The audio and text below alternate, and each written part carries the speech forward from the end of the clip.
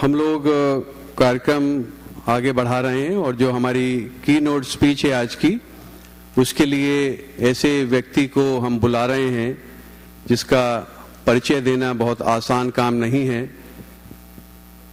जैसे मैंने पहले बोला था कि हमारे पास लीडर्स बहुत कम हैं। डॉक्टर राजीव मल्होत्रा जी जब इस देश में आए थे तो 20 वर्ष के थे, पढ़ने के लिए आए थे। उसके बाद इन्होंने पीएचडी की फिजिक्स में। उसके बाद काफ़ी कंपनियां बनाई पूरे वर्ल्ड में और काफ़ी एग्जीक्यूटिव रहे और उन्होंने इस कंप्यूटर क्षेत्र में गए, वहाँ पे काफ़ी हार्ड वर्क करके अपने को एस्टेब्लिश किया। एक योग होता है जो आप लोगों ने शायद ना सुना हो, उसको कहते हैं विषाद योग। सारे योग हैं, गीता में लिखे हैं, लेकिन ये योग नहीं लिखा है। ये योग वो होता है विषाद योग, जो व्यक्ति बहुत बड़े बड़े कार्य करते हैं वो इस योग से जाते हैं। उनको लगता है कि हमें अपने जीवन में कुछ कार्य करना है और जो छोटा सा जीवन है हम उसका बीड़ा लें। सभी लोग चाहते हैं कि विवेकानंद हो, सुभाष चंद्र बोस हो, भगत सिंह हो, लेकिन हमारे पड़ोसी के घर में पैदा हो। हमारे बच्चे को हम नहीं बनाएंगे, अपने बच्चों को मजबूत नहीं बनाएंगे, दूसरे के बच्चे को बनने दें। तो डॉक्टर राजीव मल्होत्रा जी ने 44 वर्ष की उम्र, वो उम्र जो कुछ लोग उस उम्र से छोटे होंगे यहाँ पे, अधिकतर लोग बड़े हैं, वो कैरियर बनाने की उम्र होती है, पैसा कमाने की उम्र होती है, लेकिन समाज को कुछ देने के लिए सैक्रिफाइस करना बहुत जरूरी होता है। कटारे जी ने भी आपको बताया, ये पैसा जो है ये आपके साथ में नहीं जाएगा, आपके सगे संबंधी भी आपके साथ नहीं जाएंगे। जो आपके साथ जाएगा, जो बैंक बैलेंस आपके साथ जाएगा, वह है समाज के लिए आपने कितना कार्य किया है, कितनी सैक्रिफाइस की है आपने, कितना संघर्ष किया है। और जो काम डॉक्टर राजीव मल्होत्रा जी ने किया है पिछले 15-20 वर्षों की, जो उनका अनुसंधान है, उससे जो पुस्तक निकली है बीइंग डिफरेंट, जिसका हम लोग यहाँ पे प्रचार कर रहे हैं, और ये पुस्तक यदि मुझे लगता है कि आपने नहीं ली तो दो ही कारण हो सकते हैं। या तो आपको सब कुछ मालूम है, जिसकी मैं गारंटी दे सकता हूं कि वो सच नहीं है, लेकिन हो सकता है कि 1% मैं गलत हूं। दूसरा कारण यही हो सकता है कि भाई हम इनडिफरेंस फीलिंग होती है हमारी कि भाई क्या करेंगे, हमको नहीं पढ़ना है। तो ये पुस्तक जो है इतनी महत्वपूर्ण, ये हमारे भाई साहब दिखा रहे हैं, उन्होंने ली है। और मैंने इस पुस्तक की 200 कापियां खुद ली हैं और उनको मैं दे रहा हूं लोगों को। तो जितने लोग इसको पढ़ेंगे, जो कार्य नारायण कटारे जी ने आपको बताया और जो काम हमें करना है, उसके पीछे हमको ज्ञान होना चाहिए कि लोग भक्ति, पूजा, आरती करना, इसमें बहुत ज्यादा इच्छुक रहते हैं और करते हैं, उसमें कोई बुरी बात नहीं है। लेकिन मुझे लगता है कि हम लोग कितने सैकड़ों वर्षों से हनुमान चालीसा पढ़ रहे हैं, रामायण पढ़ रहे हैं, फिर भी राम का मंदिर टूट जाता है। हम लोग कहते हैं कि भाई हम पूजा करेंगे तो राम हमको बचा लेंगे। जब राम अपना खुद का मंदिर नहीं बचा पा रहे हैं तो आपको कैसे बचाएंगे? आपको खुद को हनुमान बनना पड़ेगा और वो शक्ति उत्पन्न करनी पड़ेगी, तभी जाके कार्य होगा। तो जो मैंने कहा है कि लीडर एक तो कम है, दूसरे फॉलोअर्स भी कम हैं। अगर हमारे समाज से एक लीडर निकला है डॉक्टर राजीव मल्होत्रा, तो हम अगर अच्छे सपोर्टर, अच्छे फॉलोअर्स भी बन जाएं तो मुझे लगेगा कि हमारे हिंदू धर्म को फिर कोई खतरा नहीं है। तो मेरा आपसे बार बार यही अनुरोध है कि डॉक्टर राजीव मल्होत्रा के व्याख्यान के बाद में उन्होंने यहाँ प्रॉमिस की है कि उनको जितनी देर रुकना पड़ेगा उतना रुकेंगे और हर व्यक्ति जो पुस्तक खरीदेगा उस पुस्तक में साइन करेंगे और हमारे अजय जी जो हैं वो फोटो भी खींचेंगे आपकी और आपको ईमेल करेंगे। ये सब हम इसलिए कर रहे हैं कि आप किसी भी तरह उस पुस्तक को आत्मसात कर पाएं, उस पुस्तक में जो लिखा है उस ज्ञान को ले पाएं। तो मैं इतना कहने के बाद में मैं अनुरोध करूंगा डॉक्टर राजीव मल्होत्रा जी से कि वो हमारे बीच आए और अपना व्याख्यान प्रस्तुत करें। डॉक्टर राजीव मल्होत्रा, आप लोग खड़े होके एक बार उनका अभिवादन करें सभी लोग। धन्यवाद।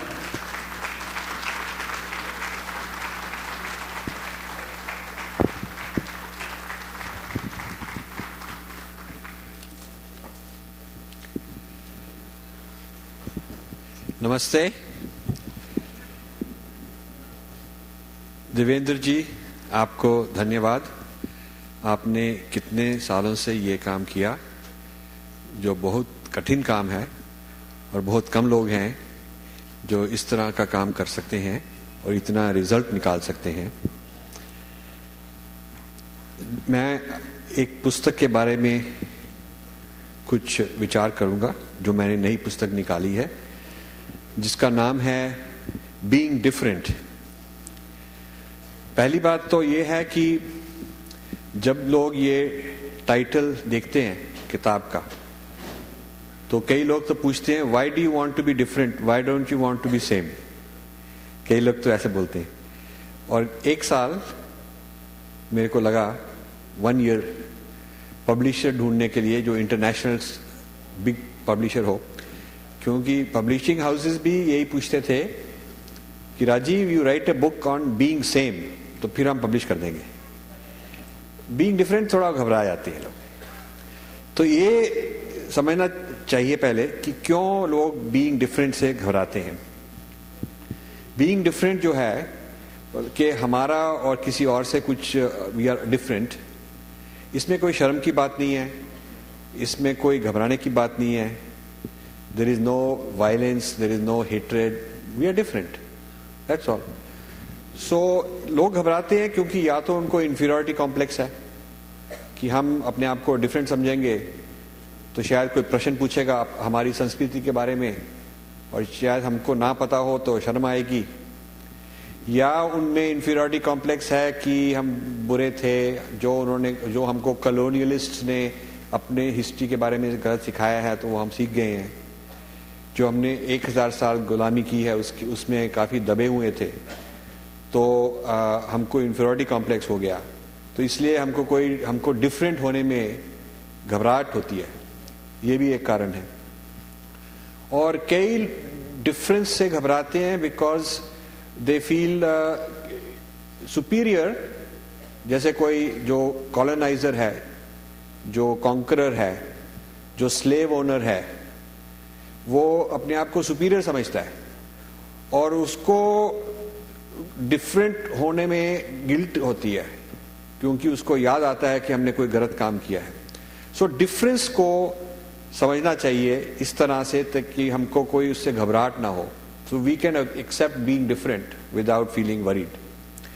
अब जो डिफरेंस है, पहले तो आपको समझना चाहिए फिलोसॉफिकली, हमारी जो मेटाफिजिक्स है, हमारे जो धर्म में, इंडियन फिलॉसफी में डिफरेंस जो है वो तो सारी जगत में ही है। एक पौधा दूसरे पौधे के साथ एग्जैक्टली सेम कभी नहीं हो सकता। एक फूल दूसरे फूल के साथ, एक चिड़िया दूसरी चिड़िया की तरह, एक मनुष्य का डीएनए कभी भी दूसरे डीएनए के साथ एग्जैक्ट सेम नहीं होगा। फिंगरप्रिंट सेम नहीं होंगे, स्वभाव सेम नहीं होगा, स्वधर्म सेम नहीं होगा। आयुर्वेद में प्रकृति, हर एक इंसान की इंडिविजुअल यूनिक डिस्टिंक्ट प्रकृति है, नेचर, कैरेक्टर, कॉम्पोजिशन, फिजियोलॉजी, सबकी से किसी की भी सेम नहीं होती। सो ये जो प्रिंसिपल ऑफ डिफरेंस है ये तो नेचर में है, और ये जो दुनिया में ज्योग्राफीज हैं वो भी डिफरेंट हैं। कहीं डेजर्ट है, कहीं स्नो है, कहीं पहाड़ है, कहीं समुद्र के पास है। तो क्योंकि ज्योग्राफीज डिफरेंट हैं, वहाँ खाने का इंतज़ाम भी अलग होता है। कोई लोग क्या खाते हैं जो वहाँ उगता है, कहीं और कुछ खाते हैं, जो कुछ और उगता है। लोगों की हिस्ट्रीज भी अलग आई हैं, इसलिए जो सिविलाइजेशंस पैदा हुई हैं पिछले कई हजार सालों में वो अलग अलग तरीके से पैदा हुई हैं, तो इसलिए डिफरेंसेस हैं। तो डिफरेंसेस में आप कोई परेशानी की बात नहीं है, तो डिफरेंसेस को आप सेलिब्रेट भी कर सकते हैं, क्योंकि ये नेचर का एक गिफ्ट है कि कितनी डाइवर्सिटी है। डिफरेंसेस को आप डाइवर्सिटी की तरह सेलिब्रेट भी कर सकते हैं। अब एक बात कई लोग बोलते हैं हमें कि आप डिफरेंसेस में एम्फसाइज करेंगे तो टेंशन बढ़ जाएगी लोगों में। आप सबको बोलें कि अब सब सेम है तो टेंशन कम रहेगी। तो उसका जवाब ये है कि जब हम डिफरेंसेस को इस तरह से एक्सप्लेन करते हैं, जब डिफरेंस ऐसी चीज है कि I am right you are wrong, इस तरह का जो डिफरेंस है जिसको एक्सक्लूसिविटी कहते हैं, आई एम एक्सक्लूसिवली राइट, मेरा जो रिलीजन है वो एक्सक्लूसिवली राइट है, बाकी सब गलत है। हमारा जो गॉड है, it is the only idea of God, any other idea of God is false. जो हमारा पैगंबर है, हमारा प्रॉफिट है, जो कुछ भी हम बिलीव करते हैं, हमारी हिस्ट्री है, that is the only final one, everything else is false. यदि आप इस तरह से डिफरेंस में आए तो फिर तो टेंशन होगी, फिर तो वायलेंस होगी, फिर तो वर्ल्ड वॉर्स होगी, होती जा रही है। लेकिन जो हमारे धर्म है उसमें डिफरेंस इस तरह का नहीं है। सो ये जो problem difference causes violence, difference causes tension जो लोग बोलते हैं, it does not apply to our dharma, क्योंकि जो हमारा धर्म है उसमें हाईएस्ट धर्म इज स्वधर्म, मेरा धर्म। आपका स्वधर्म अलग है। आप किसी भी इष्ट देवता में जान सकते हैं, आप किसी भी तरह के योग में भी पार्टिसिपेट कर सकते हैं, आपसे जो भी साधना फिट होती है वो उसमें जा सकते हैं, आपके साथ जो भी गुरु ठीक है वो उस गुरु को फॉलो कर सकते हैं। किसी ने नहीं ये कहा कि जो मेरा गुरु है, मेरा इष्ट देवता है, जो जिस तरह मैं यज्ञ करता हूँ, जिस तरह मैं पूजा करता हूँ, वही सारों को वैसे ही करना होगा, नहीं तो मेरा हक है कि मैं जाके उनको ऊपर हमला करूं, उनको कन्वर्ट करूं। ऐसे कभी नहीं हमने हमारे धर्म में बोला। सो जो हम डिफरेंस बोलते हैं उसमें वो ये प्रॉब्लम नहीं है।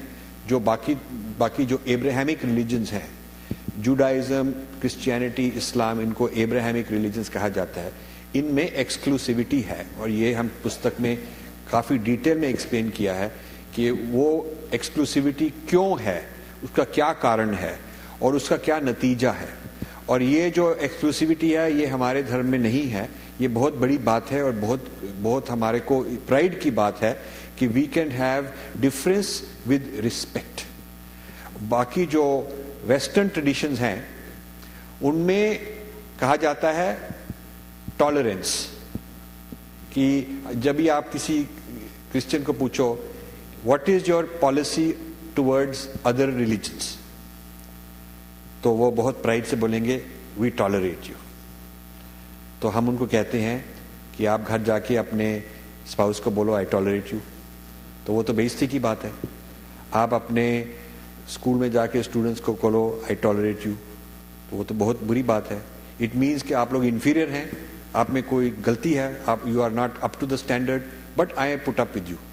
आप किसी के साथ डिनर खा रहे हैं, बैठे हैं, समझो वो आप बोले कि I tolerate you to sit next to me, तो ये तो बहुत इंसल्ट हो गया। टॉलरेंस वो इसलिए बोलते हैं because they can not respect करें, तो इसका मतलब जो आपका धर्म है वो भी लेजिटिमेट है, वो ये नहीं कहना चाहते, तो इसलिए वो टॉलरेट कर सकते हैं, मतलब कि you will go to hell but I will tolerate you. So ये जो आइडिया ऑफ टॉलरेंस है, इसमें बहुत बड़ी कहानी छुपाई गई है। वो छुपाई गई है कहानी कि ये एक्सक्लूसिविटी की बात है कि हम ठीक हैं, आप गलत हैं, तो हम आपको टॉलरेट कर देंगे। लेकिन हम जो कह रहे हैं टॉलरेंस की बात नहीं है, हम कह रहे हैं म्यूचुअल रिस्पेक्ट।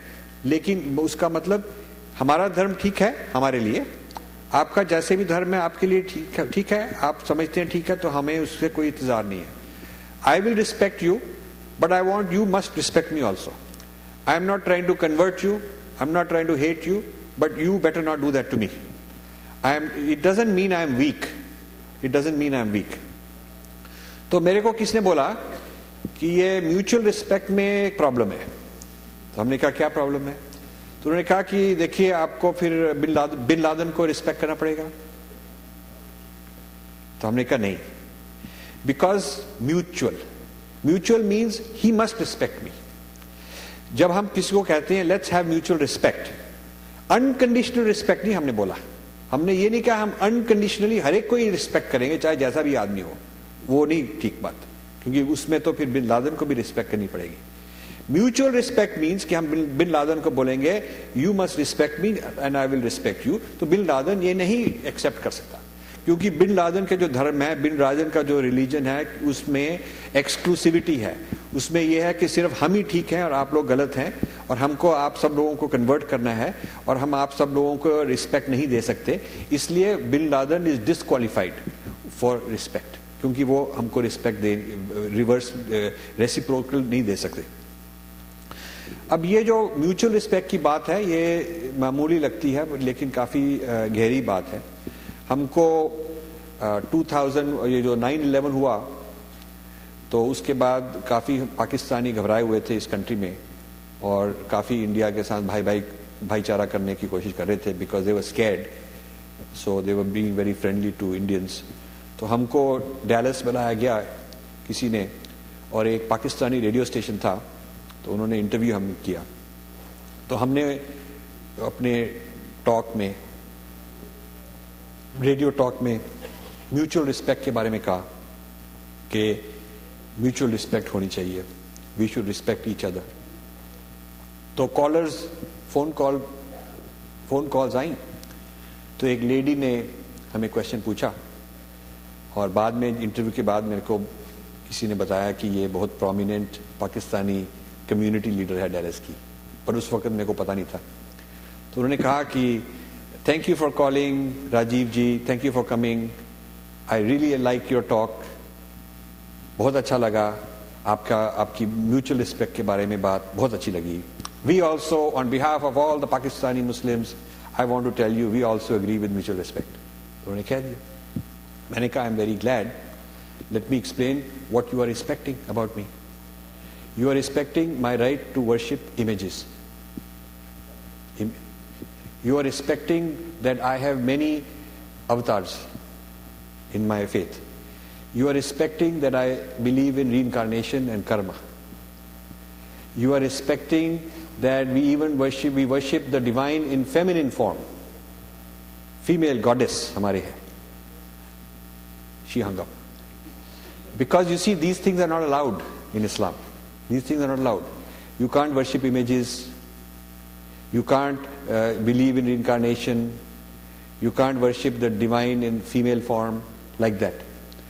So, कहने की बात तो बड़ी आसान है कि हाँ हम भी म्यूचुअल रिस्पेक्ट कर रहे हैं, और कई लोग जो 99% हमारे जो लोग हैं वो at that point they would not push it further, they would say हाँ ठीक है इन्होंने हमारे को रिस्पेक्ट कर दिया तो हम बात खत्म होगी। But you don't have to stop there, you have to make it go further. तो जब हमने उनको एक्सप्लेन किया कि हमारा डिफरेंस क्या है, ये चीज़ों में हमारे फेथ में ये चीज़ें हैं, मैंने ये नहीं कहा कि आप गलत है हम ठीक हैं, ये नहीं हमने कहा।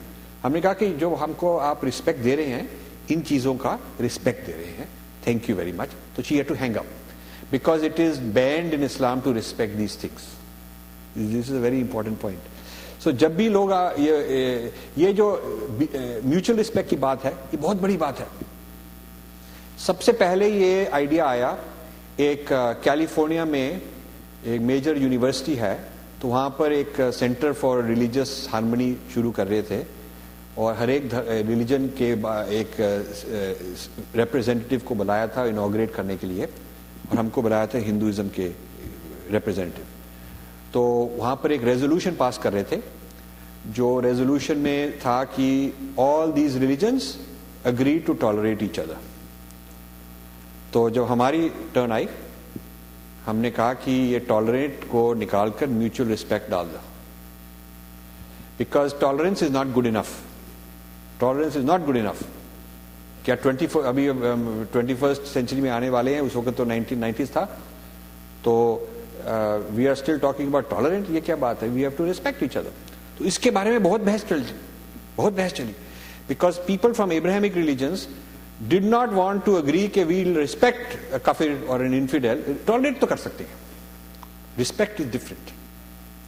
तो because I was chief guest from Hinduism, मेरे मुंह पर तो नहीं बोल सके, तो काफ़ी पोलाइटली बोलते गए, यहाँ थोड़ी डिले कर दी लैंग्वेज। तो जब मैं वापस न्यू जर्सी लौटा, तो next day the lady who was in charge of the dean of this university, she called me and said, you created a big commotion. तो मैंने कहा, क्या, what? Oh, you wanted mutual respect for instead of tolerance. मैंने कहा, don't you want respect? I want respect. What is wrong? Why are we worrying about mutual respect like a big deal? तो उस दिन मेरे को पता चला कि ये तो बहुत बड़ी बात है। तो मैंने ये स्वामी दयानंद सरस्वती जी से बात की। स्वामी दयानंद सरस्वती से, we must demand mutual respect. ये क्या बात है? फिर ईयर 2000 में, आपको शायद याद होगा, यूनाइटेड नेशंस ने एक मिलेनियम समिट की, वर्ल्ड रिलीजन्स की। सारे दुनिया के रिलीजन्स के जो लीडर्स थे, उनकी एक यूनाइटेड नेशंस में कॉन्फ्रेंस हुई to declare a millennium of peace, कि अब ये नया मिलेनियम शुरू हो रहा है तो पीस होनी चाहिए। तो वहां भी एक रेजोल्यूशन पैदा हो रहा था, जो सब समिट के बाद सब लीडर्स साइन करेंगे, और उस रेजोल्यूशन में लिखा था कि all of us make a resolution to tolerate each other.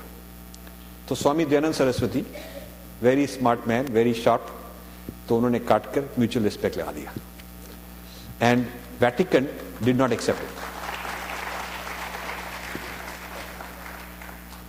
Vatican did not accept it.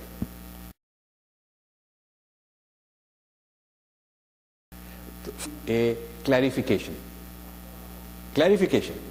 वो आप इंटरनेट में है, काफी कंट्रोवर्शियल था, I can send you if you want. Declaration, clarification ये था, when we respect other religions, we respect that they have some good things in them, but ultimate salvation can only come through the church. मतलब आप kindergarten में हैं, आप high school में हैं, ठीक है, पढ़ रहे हैं, पर हम जो पीएचडी का काम है वो हमारे हाथ में ही है सिर्फ। मतलब आप कुछ तरीके तक, कुछ देर तक जा सकते हैं, लेकिन और आप में काफी खूबियां हैं, आपको नाच गाना डांस वांस आता है, आपको आपके ग्रेट लीडर्स हैं, गांधी अच्छा था, ये था वो था, आप में अच्छी खूबियां भी होंगी जरूर, लेकिन जो सैल्वेशन है उसका जो चौकीदार है वो हम ही हैं, you can't get by through us. अब ये जो head of the Vatican delegation था न्यूयॉर्क में,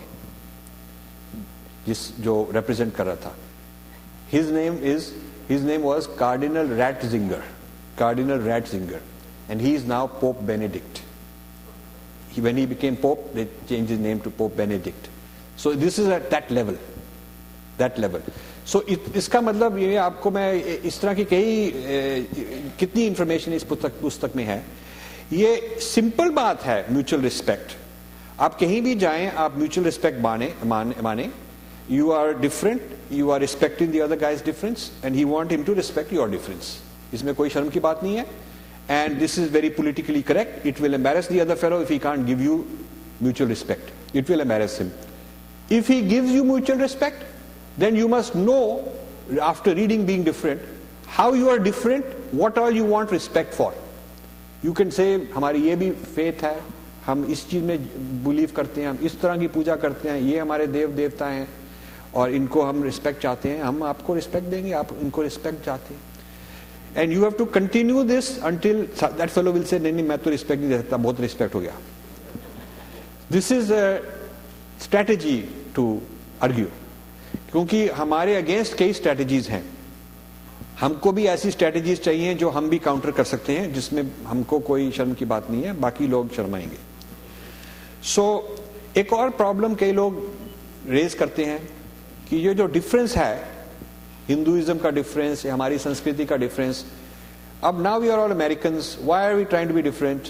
that is all okay for our previous generations. India में जो लोग थे, they are different, but we are not different, we are Americans. कई लोग ऐसे कहते हैं।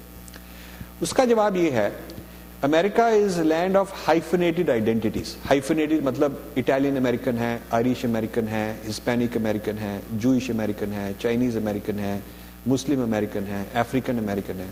There is no reason why we cannot have Hindu American. There is no reason. And there is nothing un-American about it.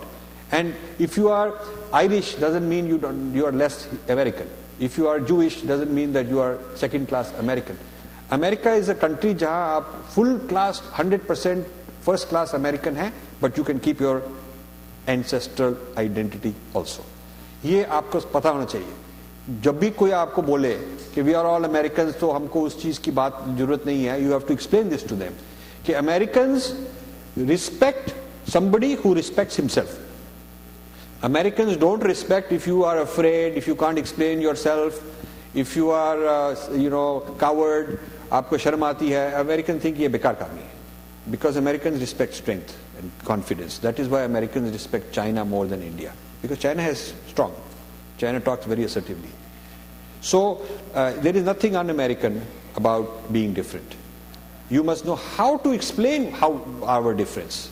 Where are we different? Why are we different? How is it working for us? Why we feel that this is something valuable?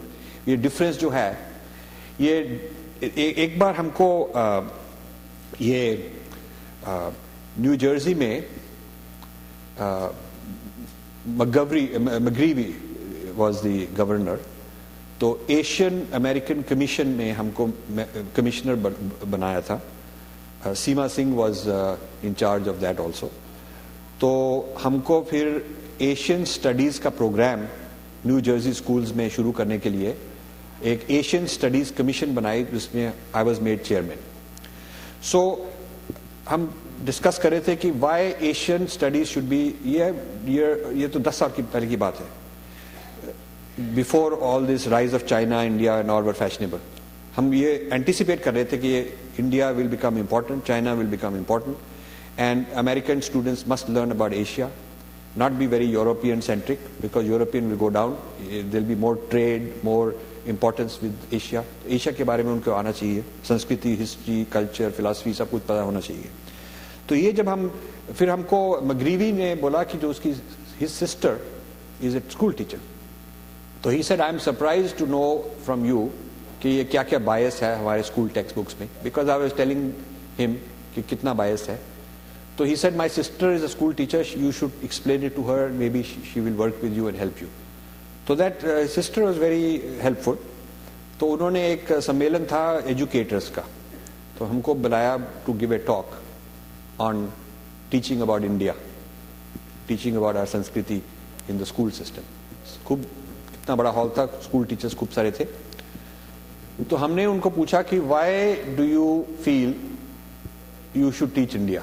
You asked me to explain about teaching India, but first you should know why you want to teach about India. So I asked them, please tell me any reason. Why are you interested in India? तो उनके जो answers थे बड़े अजीब answers थे. एक ने कहा I like Indian food, एक ने कहा I have some Indian friends. ठीक है, वो भी अच्छी बात है. एक ने कहा I know somebody who went to India once, like that.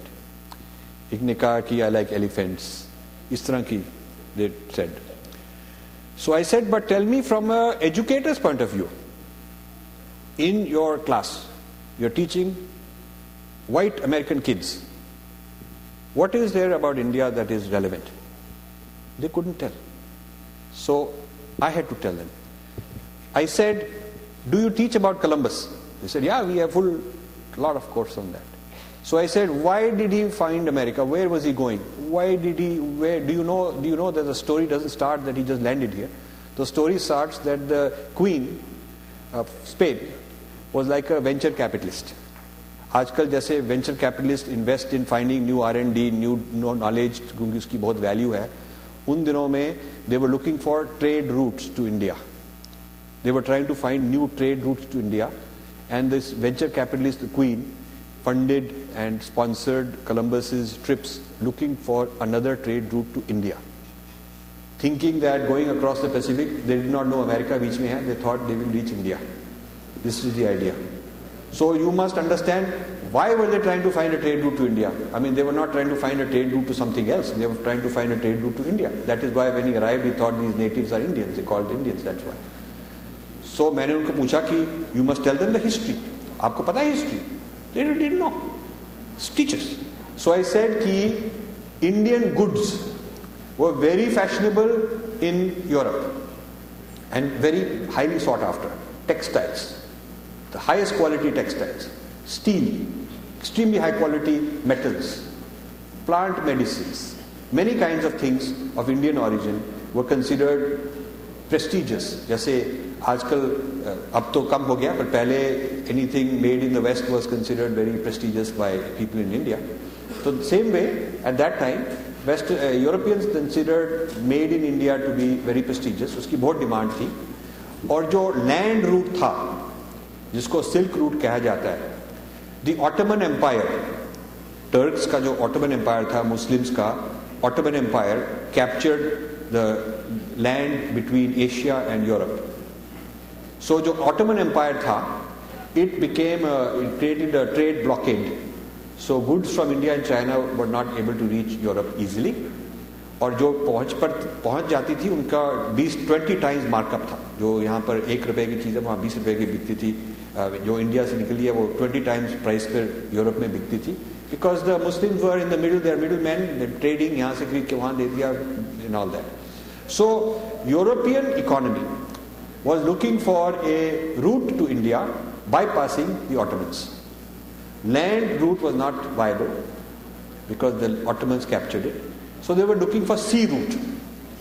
So this is why Vasco da Gama decided he'll come around Africa and go to India, and Columbus was looking for a way to the Pacific Ocean to reach India.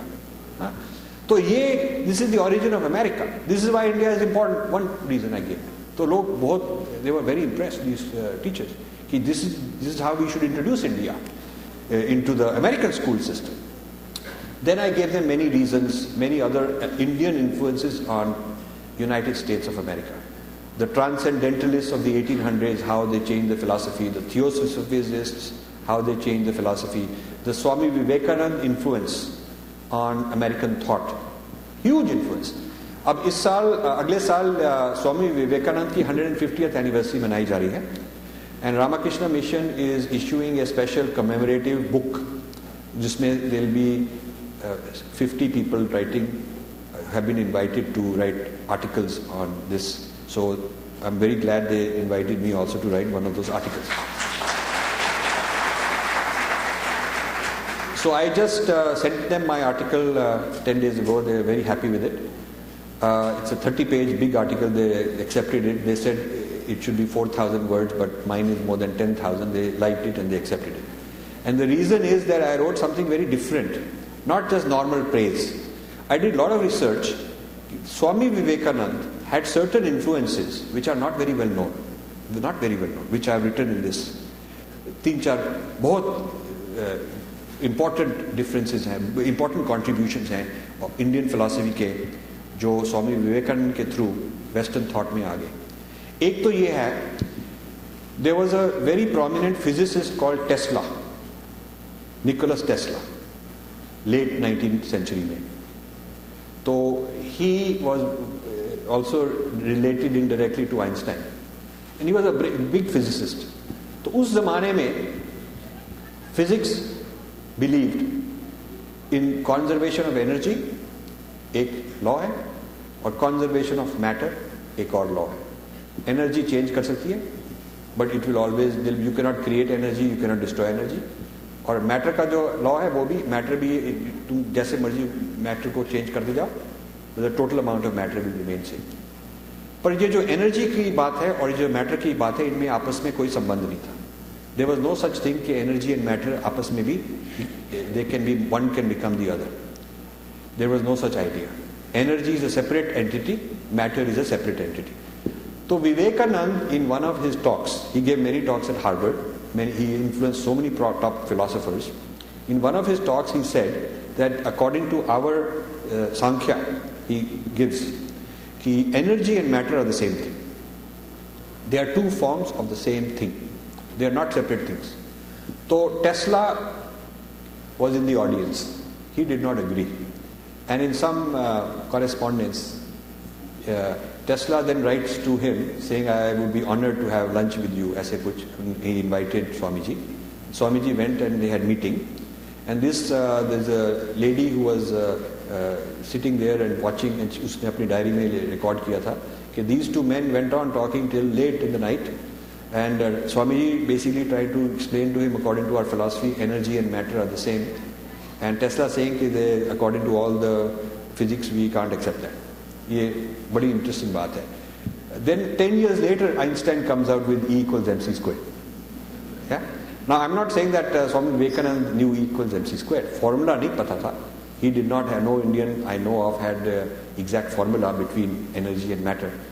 But philosophically, they are the same thing was a very strong idea. So like this, I'm bringing out in this article what all Swami Vivekananda did. And then I'm writing several volumes on the important Indian contributions to Western thought, calculus, not just number zero, but mathematics, infinite series, calculus, lot of chemistry, lot of medicine, lot of philosophy, lot of linguistics, nowadays yoga, meditation, vegetarianism, the ecology, environmentalism, the earth is sacred. ये सब बहुत पुराने हमारे धर्म के ideas हैं. So हर एक ये जो idea है, I'm finding out who were, ये जो खोज कर रहा हूँ, I'm going backwards. I'm finding out कि आजकल कौन अमेरिकन स्कॉलर है जो बहुत माना गया है, जो इस पर्टिकुलर टॉपिक के ऊपर लिखता है. इस तरह मेरे पास करीब 15 टॉपिक्स हैं जो वेस्टर्न थॉट में इंडिया से आए हैं. तो हर एक टॉपिक पर I find out who are the pioneers. Then I find out कि वो किसको कोट कर रहे हैं. They are always quoting Westerners. Then I read कि वो जो जिनको कोट कर रहे हैं, where did they get it from?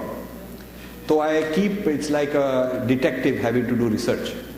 And in all cases, I find out that originally they got it from some Indian, they got it from some Swami, they got it from somewhere.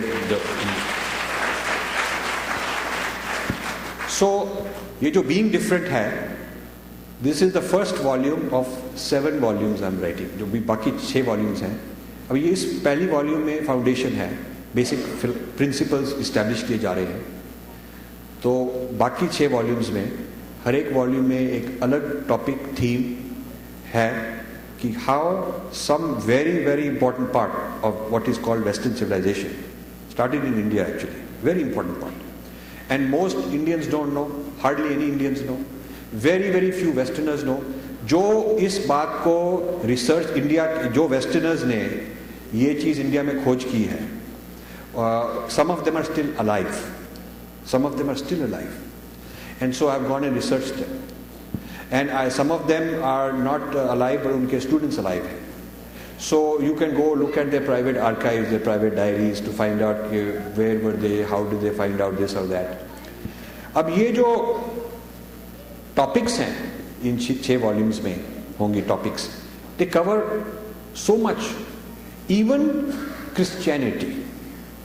One volume is on how leading Christian theologians in the last 150 years, leading, not ordinary people, but mashhur, have studied Hinduism and Buddhism, acknowledged it, written about it, and used it to influence their reinterpretation of Christianity. मतलब को Christianity को reinterpret करने के लिए कितना कुछ वो Hinduism और Buddhism की study करने के बाद लेके रहे हैं. इस तरह ये मामूली scholars नहीं हैं, ये बहुत जो चर्च में बहुत माने जाते हैं ये scholars हैं. So when I have a debate with Westerners and they say ये हमारी Western thought है, I am able to show कि आपकी Western thought नहीं है, ये Western thought बन गई है, ये बहुत पुरानी Indian thought है. And it is not chauvinistic. It is not कि हम superior हैं, ये वो है. I give credit to the West. They have done a lot of good work also. But so have we. We respect you for good things you have done. You must also respect us. अब हमको कई लोग बोलते हैं कि why is it important? चलो ठीक है, मान ली आपकी बात. But why is it important? So again, we have to answer it in a very clever way. I tell my American, academic friends and intellectual friends, कि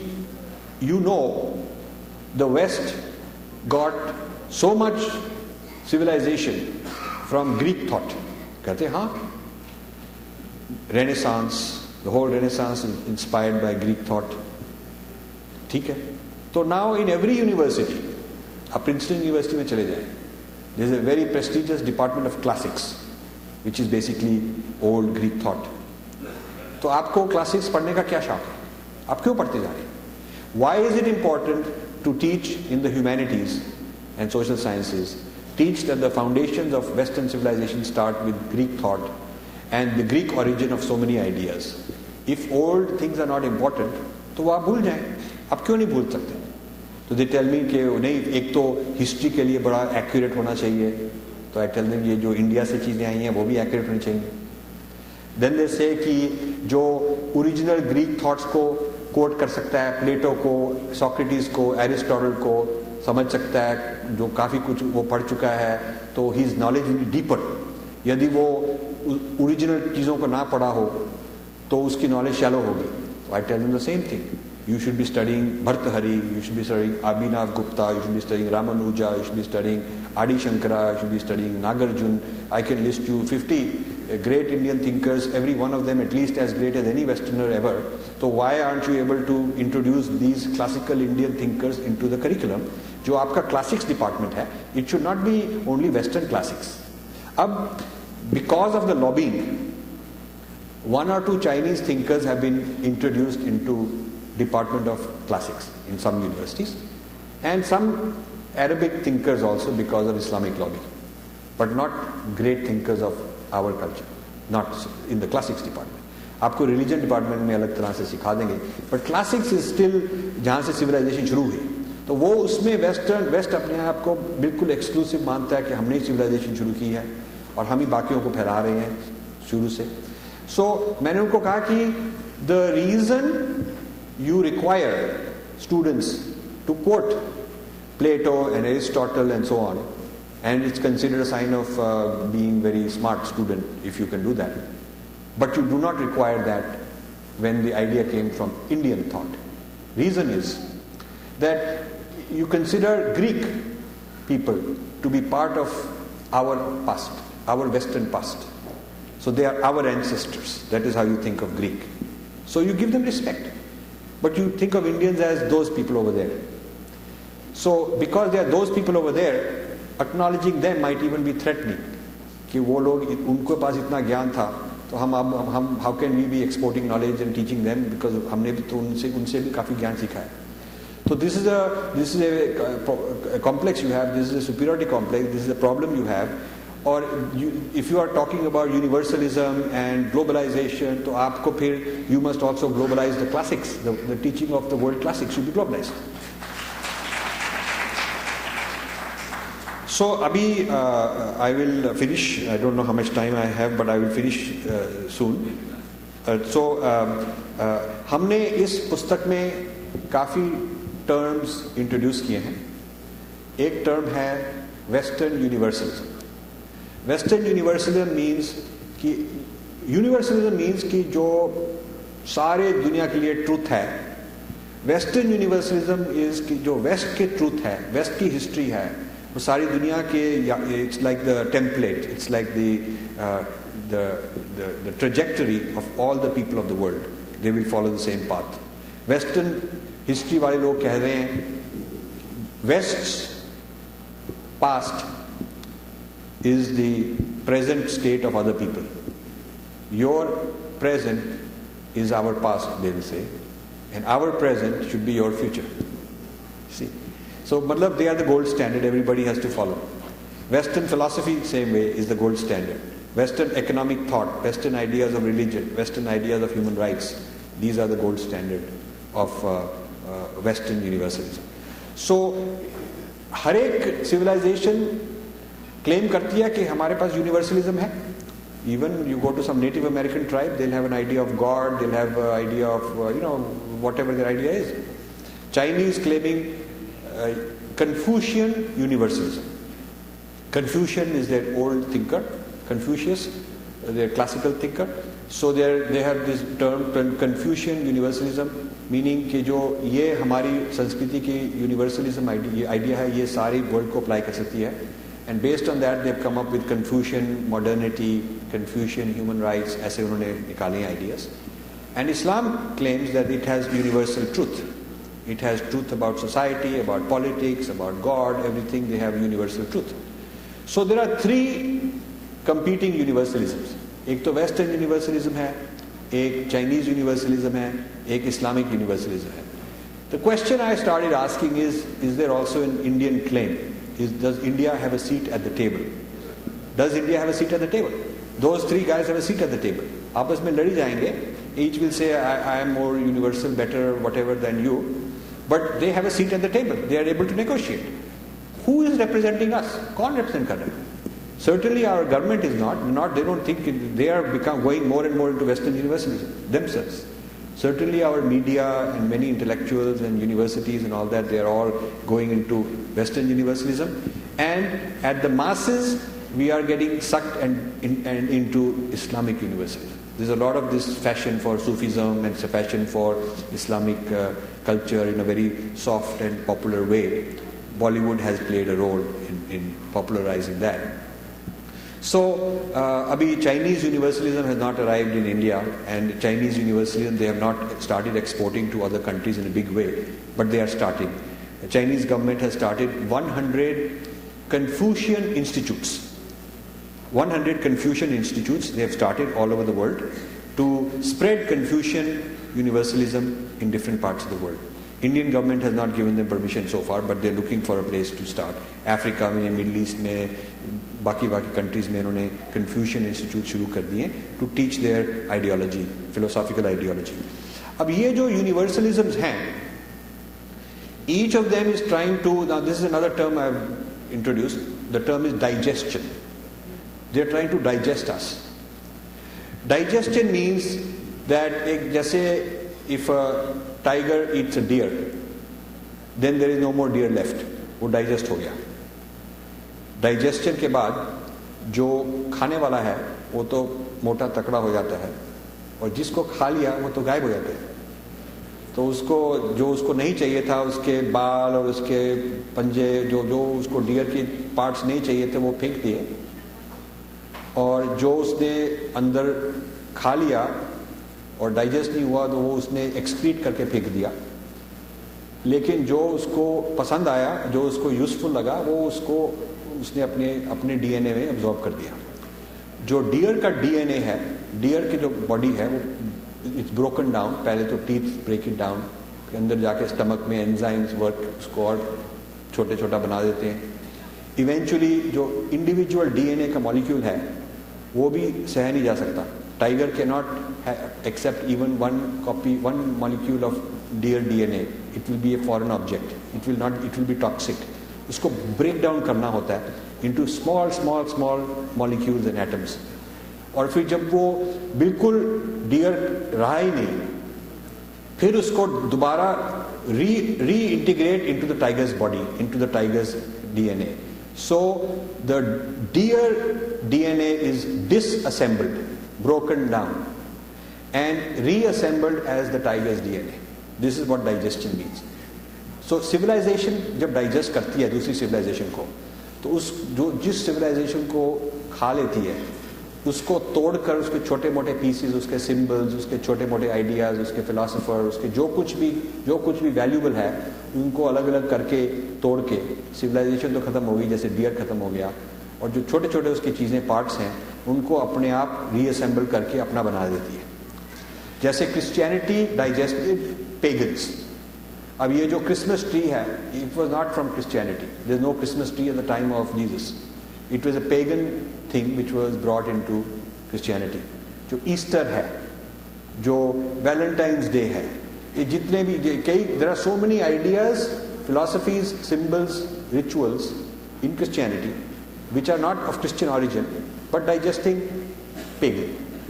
And also European and Western culture ने native American से काफ़ी कुछ digest किया, African से काफ़ी कुछ digest किया, लेकिन उन कल्चर्स को डिस्ट्रॉय कर दिया. पेगन्स खत्म हो गए और पेगन्स के जो यूजफुल आइडियाज थे वो ले लिए. सो जो डाइजेस्ट हो जाता है, पीपल आस्क मी, तो इसमें क्या बुरी बात है, हम डाइजेस्ट हो जाएंगे, अरे बड़ी बात है. There are gurus who tell me कि suppose they digest yoga into Christian yoga, तो बहुत अच्छी बात है, इसका मतलब और लोग सीखेंगे योगा. तो I tell him it's like a foolish deer, जो बाकी डियर्स को कहता है कि अरे हमको शेर खा लेगा तो बहुत अच्छा रहेगा, ये शेर बहुत तकड़ा है, बहुत दूर भागता है, तो हम भी, इसका मतलब उसके पेट में बैठ के हम भागेंगे. It's a foolish thing to think that way. Point is के if they digest our civilization, we don't exist anymore. Our civilisation has no separate existence. या तो आप ये कहें कि अल्टीमेटली 50 साल के बाद सिर्फ वेस्टर्न यूनिवर्सलिज्म रहेगा, इस्लामिक यूनिवर्सलिज्म रहेगा और चाइनीज यूनिवर्सलिज्म रहेगा, और जो धर्मा ट्रेडिशन है वो एज सेपरेट तो नहीं रहेगी, पर वो खा पी कर दोनों तीनों को मजबूत करेगी, स्ट्रॉन्ग करेगी। हमारा यही फर्ज है। हम we are here to be digested and be fed into other people and make them happy. If you want to be the deer volunteering to go to the tiger and saying please eat me, I am here for that reason only, that you must be clear कि हम ये कर रहे हैं। यदि आप consciously ये करना चाहते हैं तो फिर तो ठीक बात है, it is your choice, but you must know that if you are getting digested, this is the outcome. This has been the outcome of previous civilizations that got digested. You know where the Native Americans live? In museums. That is where they live. The pagans, you can find them in art books and history books, but they know living culture. So this can happen to our civilization if we allow it to get digested. So जो being digested है, हम उसको problem समझते हैं. Being digested is the problem. So उसका opposite है being different. Being different. यानी इस तरह का difference हमने निकाला है इस पुस्तक में कि जब तक हम उस डिफरेंस को पकड़ के रखें कि ये हमारा डीएनए है, ये हमारा सिग्नेचर है, ये हमारा फिंगरप्रिंट है, these are things non negotiable, we will not negotiate these things, जब तक हम इन चीज़ों को पकड़ के बैठे रहें we cannot be digested. Because as long as we are very clear what is different about us, and I have chapter 2, 3, 4 and 5, these 4 chapters each talk about one very very big difference in great detail. आपको कि ये difference है, how it is different from them, why it is significant, why it is valuable, why we should preserve it. जिस तरह लोगों ने हमको miss translate करके डाइजेस्ट करने की कोशिश की है, उसमें क्या प्रॉब्लम क्या है, ये हमने हर एक डिफरेंस को अलग अलग चैप्टर में ऐसे एक्सप्लेन किया है. So my solution to the problem of being digested is these following points, and then I will close. One is, certain words in Sanskrit should remain non-translatable because there is no English word like them. For example, in this book I've given 20, in chapter 5 I've given 20 important Sanskrit words every child should know, every Hindu should know. What it means, what are the common mistranslated words and why they are mistranslated. For example, Atman is not soul, because animals don't have soul in the Western use of the term soul. Plants don't have soul, but they have Atma. Soul does not reincarnate. Atma reincarnates. इसका मतलब आपने reincarnation भी छोड़ दिया. And this idea that Brahman is सारे नाम रूप जो हैं, पेड़ पौधा भी ब्रह्म का ही नाम रूप है, इसका मतलब आपने बात छोड़ दी वो. It is not a simple job to translate this and say हाँ बात सेम होगी, because you have changed your whole philosophy. And we say तत्वमसि, अहम ब्रह्मस्मि, that unity, वो कभी नहीं कह सकते कि I am Jesus. They cannot say that. That unity, even in heaven, you ask a Muslim, real scholar, you ask a Christian theologian, when you go to heaven, you live, what is your relationship with Jesus and God? They say you live in their house as a guest. That is heaven. So it is not that you are one, but you are separate, and everybody else in your family and so on is all separate. It's like a retirement community. So you go to a retirement community and you live nicely there, play golf and eat chocolates and so on. But it is that dualism, that separation is permanent. It's always there. So philosophically, you do a lot of violence and a lot of harm when you take a non-translatable word and translate it. It would be perfect, it would be ideal if we spoke Sanskrit. अब हम संस्कृत नहीं सीख पाए क्योंकि हमको बचपन में सीखना था, नहीं सिखाया. लेकिन in my vocabulary, in my writing, I am discovering every year new words which are so unique, और उनकी philosophy, उनके ऊपर meditate किया, उनके ऊपर research किया कि इनका क्या meaning है, और उस तरह का idea English language में है ही नहीं. So I keep them in, I bring them into my active vocabulary. And even when I'm writing in English, I use those Sanskrit words and never translate them because I want people to know what they mean. जैसे अब योग है, योग can't be translated as exercise or gymnastics or prayer. Yoga is yoga. There is no equivalent in Western culture because they did not have yoga. Since they did not have yoga, they don't have a word for it.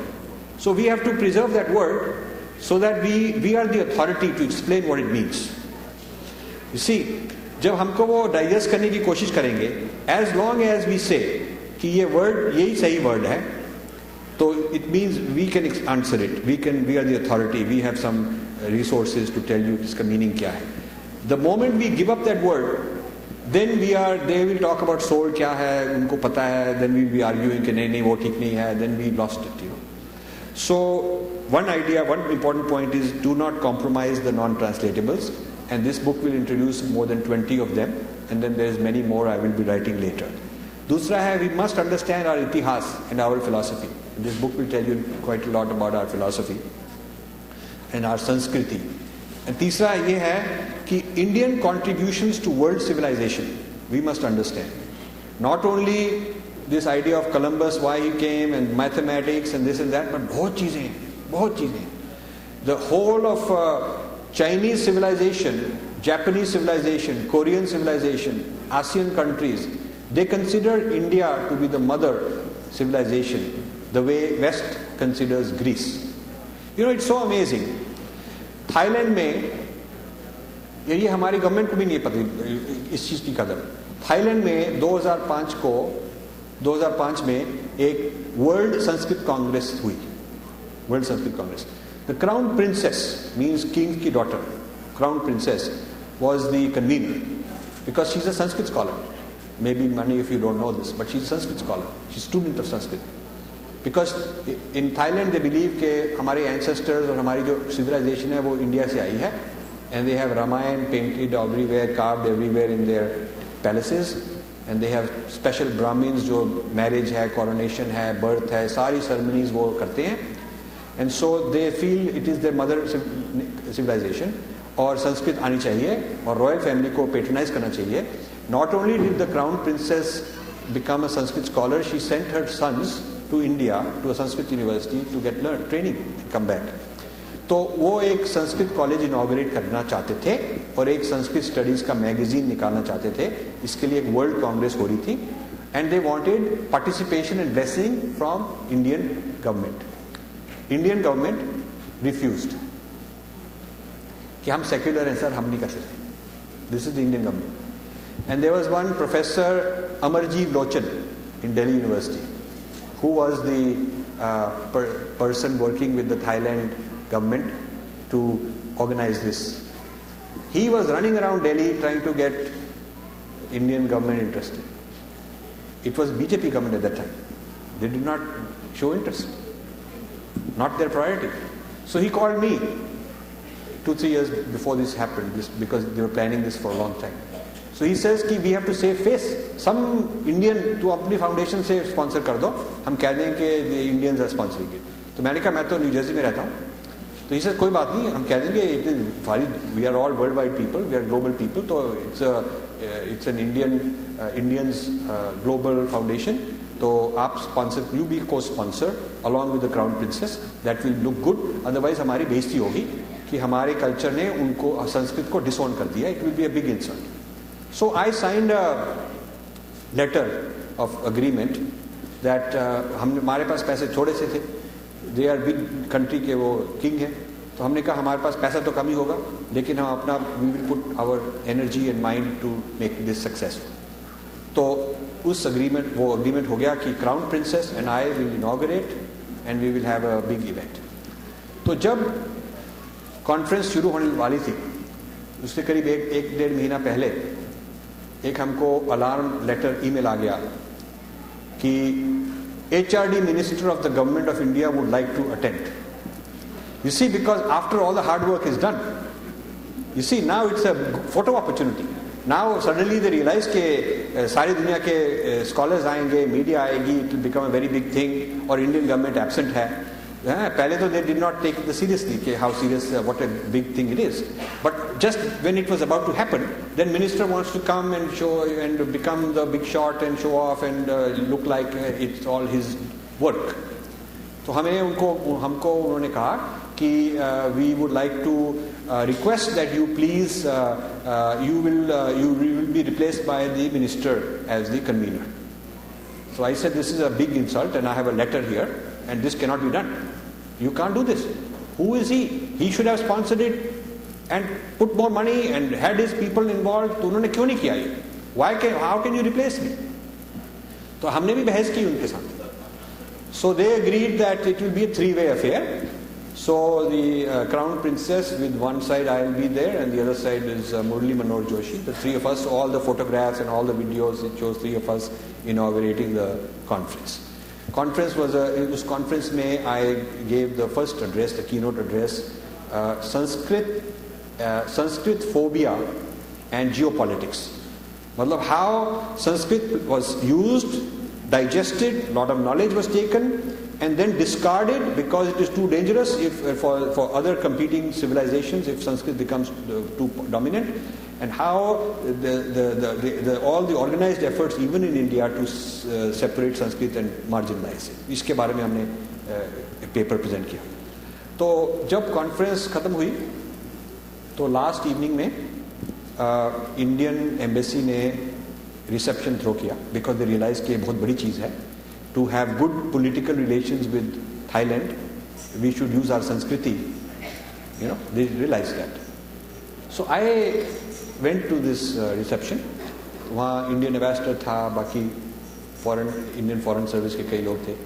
So I asked them, what is your strategy?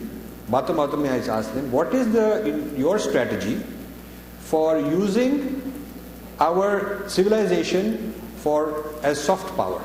Soft power means you use your civilization to project your importance to somebody else. So वो लोग, these young IFS officers, all pseudo-westernized, with similar kind of educational background as I also had, so I can't blame them. That is their educational background. They did not know what I'm talking about.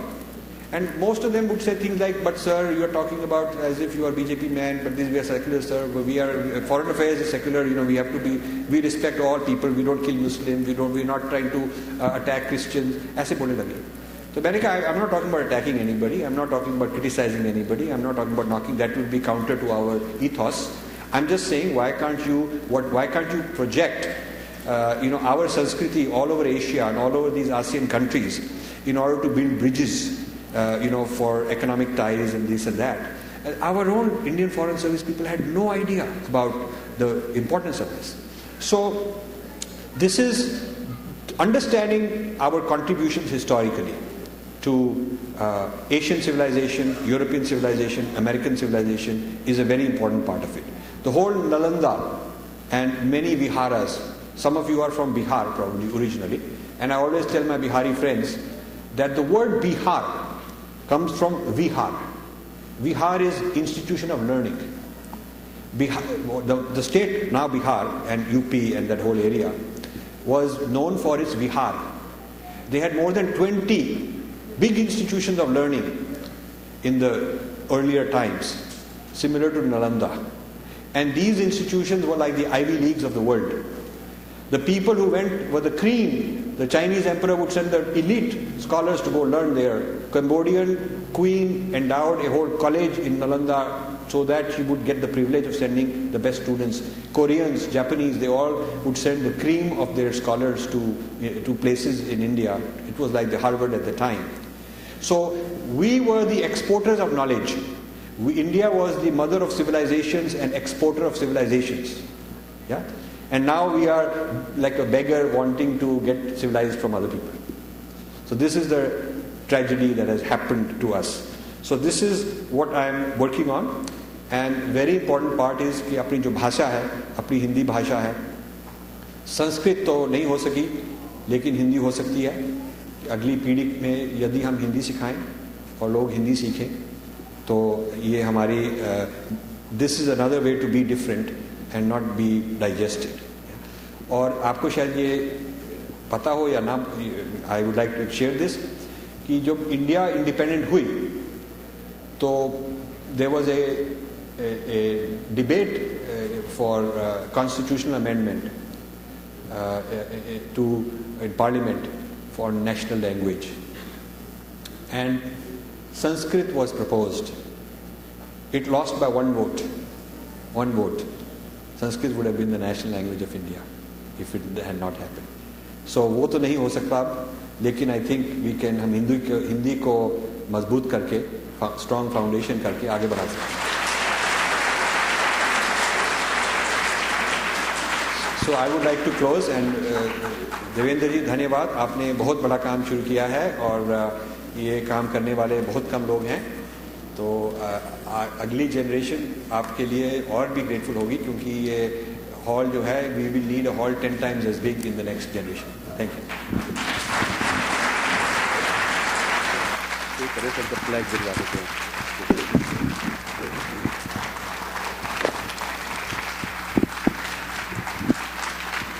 मेरे ख्याल से standing ovation हो जाए doctor Rajiv Malhotra ji के लिए. मुझे लगता है कि जो काम विवेकानंद जी ने नहीं किया था वो ये काम अब हो जाएगा यदि हम साथ देंगे.